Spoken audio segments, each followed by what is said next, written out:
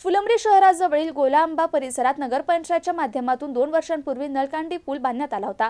15 August रोजी चौका परिसरात ढगफुटी सदृश मोठा पाऊस झाल्याने पुलमस्ता नदीला मोठ्या प्रमाणात पूर आला। नदीच्या पाण्याचा प्रवाह जोरदार असल्याने नळकांडी पूल वाहून गेल्याने शासनाच्या 50 लाख रुपयांचा चुराडा झालाय। याबाबत अधिक माहिती अशी की 2 ते 3 वर्षांपूर्वी नगरपंचायतच्या माध्यमातून गोलांबा परिसरातील नागरिकांना येण्या जाण्यासाठी नळकंडी पूल बांधण्यात आला होता।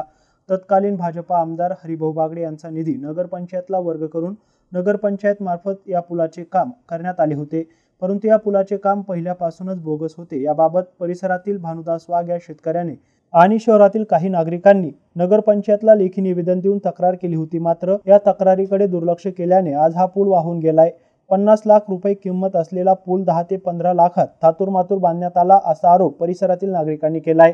येण्या जाण्यासाठी जशी व्यवस्था असायला पाहिजे तशी त्या प्रकारची व्यवस्था पूल तयार करण्यासाठी नियुक्त करण्यात आलेल्या कॉन्ट्रॅक्टरने केली नाही, यामुळे हा पूल वाहून गेलाय।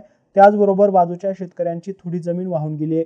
पाण्याचा प्रवाह जास्त असल्याने पूल तर वाहून गेला, त्याचबरोबर बाजूची भानुदास वाघ यांची 7 ते 8 गुंठे जमीन आणि त्यातील मका पिके माती खरडून वाहून गेली आहे।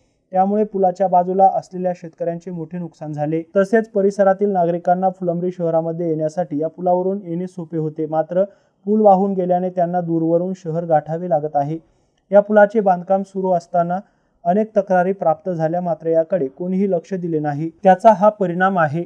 नगरपंचायतने त्यावेळी लक्ष दिले असते तर आज पूल चांगल्या प्रकारे झाला असता आणि आणखी काही वर्ष टिकला असता। आता सध्या या पुलाला निधी मिळणे कठीण असल्याचं चित्र आहे। त्यामुळे पूल कधी आणि कसा तयार होणार हा प्रश्न परिसरातील शेतकऱ्यांना पडला आहे। या पुलाची लवकरात लवकर दुरुस्ती करावी आणि पूल तयार करणाऱ्या कॉन्ट्रॅक्टरला पुन्हा शासकीय कुठे काम देऊ नये असे येथील रहिवाशांचे म्हणणे आहे। यावेळी या शेतकऱ्यांनी एमसीनला प्रतिक्रिया दिली आहे। बघूयात ते काय म्हणाले। तेव्हा ते आमच्या लक्षात नव्हतं, म्हणलं हे घाबरले सगळे वडील, पण आपण शासकीय काम। या पुलाचे काम नियमानुसार झाले नाही। फुलमस्ता नदी मोठी आहे, मात्र नदीवर असलेल्या या पुलाला फक्त 5 नळकांडी बसवण्यात आली होती। तसेच या पुलाच्या आजूबाजूला संरक्षण भिंत नसल्याने मोठा पूर आल्याने शेतकऱ्यांची जमीन वाहून जाण्याची भीती होती आणि घडलीही तसेच। यावेळी स्थानिक शेतकऱ्यांनी विविध आरोप केले आहे। Mahavir Jaiswal, MCN news, Phulambri, Chhatrapati Sambhajinagar.